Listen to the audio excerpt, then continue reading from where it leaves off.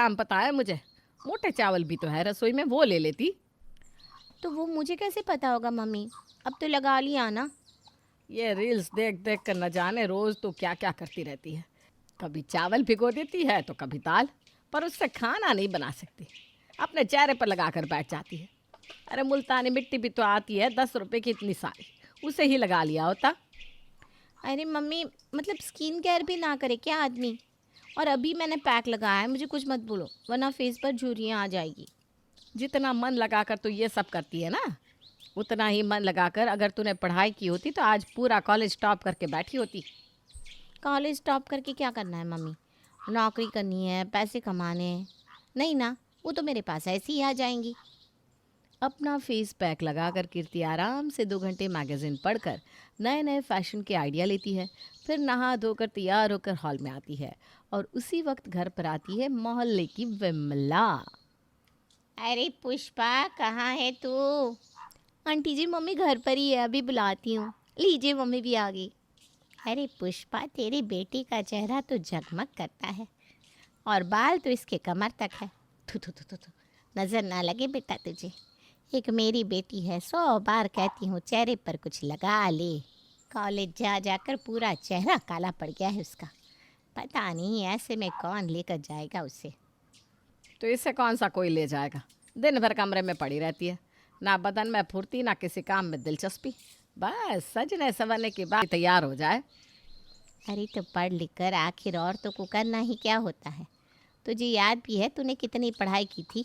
शादी के बाद तो चूल्हा चौका ही संभाल रही है ना तू। तो कीर्ति की पढ़ाई की क्यों फिक्र करती है? इसे तो कोई भी उठा कर ले जाएगा। सुन लिया ना मम्मी, ऐसे ही मैं अपने स्किन केयर पर इतना ध्यान नहीं देती। इसी तरह हर बार कोई ना कोई कीर्ति को चने के झाड़ पर चढ़ा दिया करता। मन ही मन कीर्ति भी ये ठान लेती है कि वो शादी करेगी तो किसी सरकारी नौकरी वाले से। कुछ दिन बाद कीर्ति के घर वाले उसके लिए लड़का देखना शुरू करते हैं। ये देख बेटा, बहुत ही अच्छे घर के लड़के का रिश्ता आया है। इंजीनियर है लड़का। इंजीनियर हो, पायलट हो या रॉकेट उड़ाता हो, मुझे इससे कोई मतलब नहीं है। मुझे बस सरकारी नौकरी वाला लड़का चाहिए। ऐसे किसी लड़के का रिश्ता है तो ही मुझे फ़ोटो दिखाना, वरना मत दिखाना। पुष्पा रोज कीर्ति को किसी न किसी लड़के की फोटो दिखाती, पर कीर्ति उसके प्राइवेट जॉब को देखकर रिश्ते के लिए मना कर देती। फिर एक बार उसके घर आता है सोमेन का रिश्ता।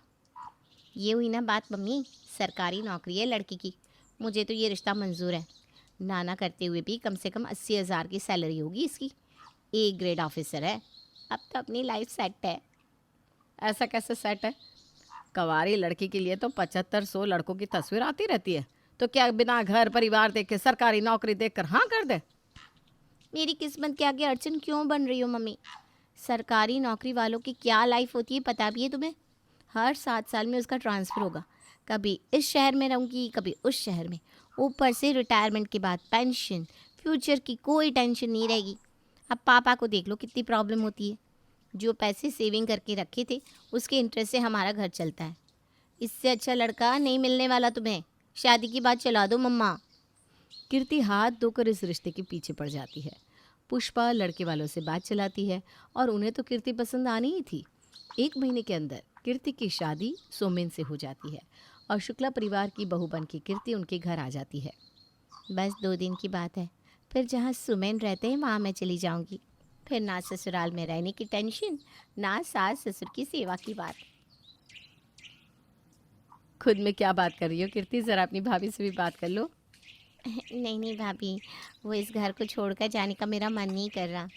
आखिरकार यही तो मेरा ससुराल है। पर क्या कर सकते हैं, इनकी सरकारी नौकरी है तो मुझे जाना तो पड़ेगा ही। ऐसी कोई बात नहीं कीर्ति, यहाँ तो प्राइवेट नौकरी वालों को भी अपना घर छोड़कर कहीं बाहर जाना ही पड़ता है। तुम्हारे भैया कौन से यहाँ रहते थे? शुरू से ही वो बाहर ही रहेंगे। अब जाकर उन्हें अपने शहर में नौकरी मिली है तो मैं अपने ससुराल आई। चल, अब ये सारी बातें बाद में करेंगे। पहले तू अपनी पहली रसोई की तैयारी कर ले, वरना मम्मी जी नाराज़ हो जाएंगी ना। पर भाभी, मुझे तो चाय के अलावा कुछ भी बनाना नहीं आता। मतलब वो रोके के वक्त का खाना तुमने नहीं बनाया था? चलो कोई बात नहीं, तुम सब्जियां काटो, खाना मैं बना लेती हूँ। और नई बहू की पहली रसोई में उसके बदले खाना उसकी जिठानी बनाती है। बने बनाए खाने को बाहर ले जाकर कीर्ति सभी को परोस देती है। खाना कैसा लगा मम्मी जी? खाना तो बहुत अच्छा बनाया है बहू तूने। मैं तो हैरान हूँ, बिल्कुल जैसा सबको पसंद है वैसा ही स्वाद है खाने का। ऐसे कैसे तूने इतना सही अंदाज़ा लगा लिया बेटा? वो क्या है ना मम्मी जी, मैंने कीर्ति को बता दिया था कि घर में किसे क्या और कितना पसंद है। बहुत अच्छा किया बड़ी बहू तूने कि कीर्ति को साफ समझा दिया। अब हमें दिक्कत नहीं होगी। अब आपको दिक्कत कैसे नहीं होगी? मैं कुछ समझी नहीं मम्मी जी। मैं तो यहाँ बस 2 दिन के लिए हूँ ना। एक गवर्नमेंट एम्प्लॉय की बीवी हो तुम कीर्ति, इतनी तो रीजनिंग लगाया करो। मम्मी ये कह रही है कि वो हमारे साथ पटना आएंगी। तो फिर पापा जी? अच्छा, पापा जी को भाभी संभालेंगी। हाँ, कुछ दिन तो मैनेज कर ही लेंगे पापा जी मम्मी जी के बिना। इसी बहाने मम्मी जी पटना घूम भी लेंगी। थोड़ी तो अकल लगा ले बेटा। तेरे ससुर जी की कल ही रिटायरमेंट हो गई है, तो वो अपने पोस्ट रिटायरमेंट के दिन अपने छोटे बेटे के साथ गुजारने वाले हैं। ये सुनते ही कीर्ति की हवाई उड़ जाती है। कहाँ वो अपने पति के साथ अकेले रहने के सपने देख रही थी, और कहाँ अब उसकी सास उसके साथ नए शहर में आने वाली थी। हे भगवान, बस यही बाकी था क्या? मेरी लाइफ में कोई प्राइवेसी नहीं रहेगी। मम्मी जी सामने रहेंगी तो मैं जीन्स भी नहीं पहन पाऊंगी। वही साड़ी, वही सर पर घूंघट, सास ससुर पति सबका खाना बनाना। और मुझे मुझे तो खाना बनाना आता ही नहीं। 2 दिन बाद ही सोमेन को अपनी ड्यूटी ज्वाइन करनी थी, इसलिए दिल्ली छोड़कर कीर्ति को अपने पति के साथ पटना निकलना पड़ता है।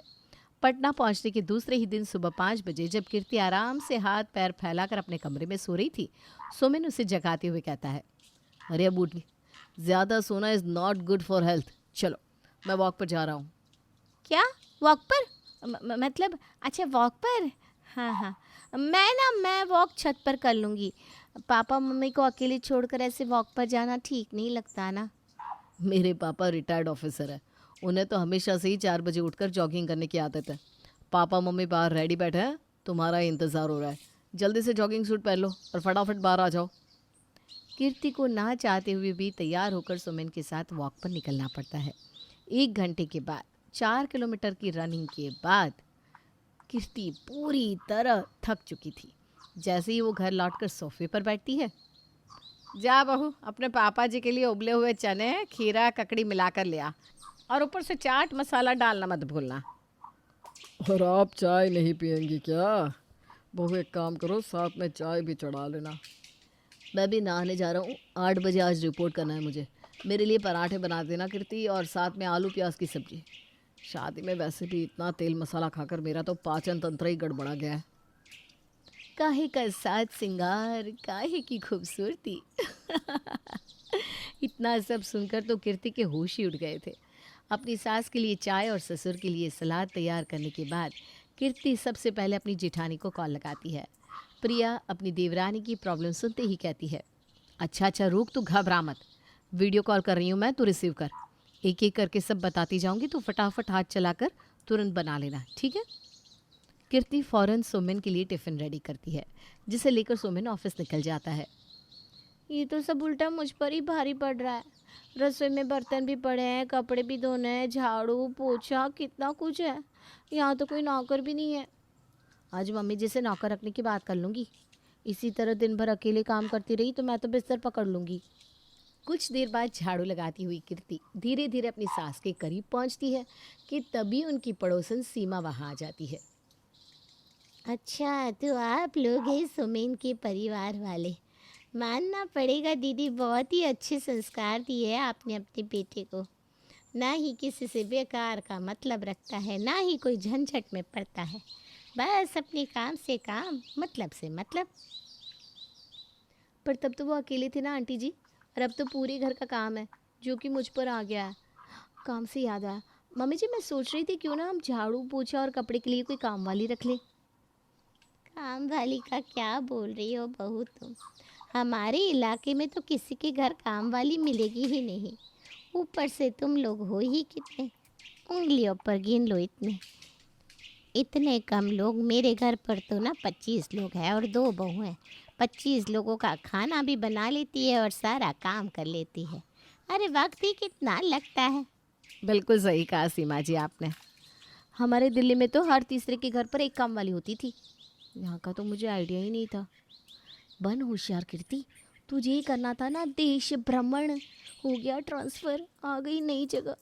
कहाँ फंस गई कीर्ति तू। अब कीर्ति का सारा वक्त घर के कामकाज और सास ससुर की सेवा में ही चला जाता। कीर्ति हर वक्त फ्रस्ट्रेटेड रहती और सारी बात फ़ोन पर अपनी जिठानी को बताती। क्या पेंशन भाभी, क्या पेंशन। मुझे तो लगता ही नहीं कि इनके पेंशन आने तक मैं बचूंगी। इतना भी मत पीसो इंसान को कि इंसान बचे ही ना। ऐसी कोई बात नहीं है कीर्ति, तू ज़्यादा ही नेगेटिव सोच रही है।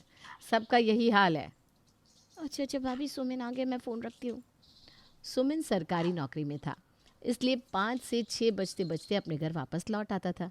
सुमिन को चाय नाश्ता देकर कीर्ति थोड़ी देर फ़ोन चलाने बैठ जाती है। मूढ़ी खाने का बड़ा मन कर रहा है, झाड़ मूढ़ी बनाओ ना कीर्ति। कीर्ति फ़ौरन झाल मूढ़ी बनाकर सुमिन को देती है। मूढ़ी खाकर सुमिन पूरे घर में इधर उधर चक्कर लगाना शुरू कर देता है। ओहो, ये बताओ, ये सफाई हो रही है हैं कीर्ति? सोफे के नीचे देखो तो कितनी गंदगी है। इतना पैसा लगाकर इसलिए सोफ़ा लेकर आया था क्या मैं? सोफ़ा कवर देखो, ये पिछले हफ्ते जो पापा जी से चाय गिरी थी उसके दाग भी अभी तक वैसे के वैसे ही है। करती क्या हो तुम दिन भर?